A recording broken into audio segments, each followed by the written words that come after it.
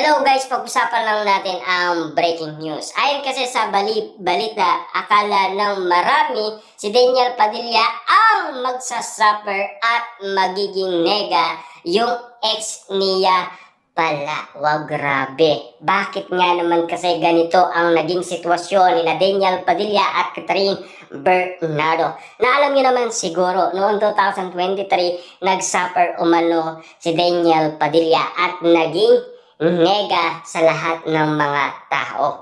Pero ngayon, si Catherine Bernardo na. Bakit kaya? Dahil sa pagkakalink niya kay Mayor Mark Alcala. Ika nga kasi ng karamihan. Kahit fans ni Catherine Bernardo ay ayaw umano kay Mayor Mark Alcala. Bakit nga ba? Kasi mas cheater daw itong si Mayor Mark Alcala kesa kay Daniel Padilla. Kaya nga naman kasi galit na galit ang mga Dilulo fans ni Catherine Bernardo. Ika nga kasi nila, kung pipili ka rin ng mga cheater, bakit hindi pa umano si Daniel Padilla? Bakit hindi ka pa nakipagbalikan sa kanya? Ayon kasi sa karamihan.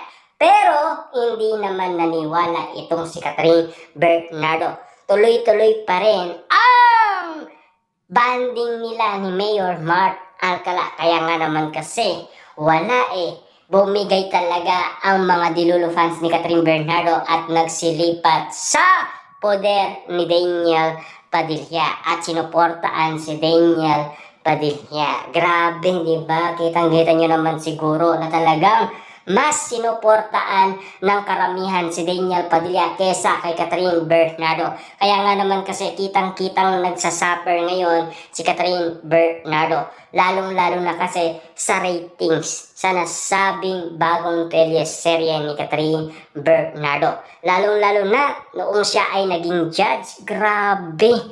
Talagang pinag-usapan na hindi naging patok ang pagiging judge ni Catherine Bernardo kung walang Alden Richard daw or Daniel Padilla. Grabe nga naman kasi dahil alam niyo naman siguro para lang si Catherine Bernardo sa mga love team daw. Doon lang kasi lumalakas si Catherine Bernardo. Pero sa sitwasyon na ang kasama niya ay isang Mayor Mark Alcala, malabo ang spotlight ni Catherine Bernardo ayon kasi sa karamihan. Kasi maraming bumabatikos umano kay Mayor Mark Alcala. Grabe nga naman kasi ang mga netizens dahil sa nakikita nilang nega umano si Mayor Mark Alcala at Catherine Bernardo. Diba?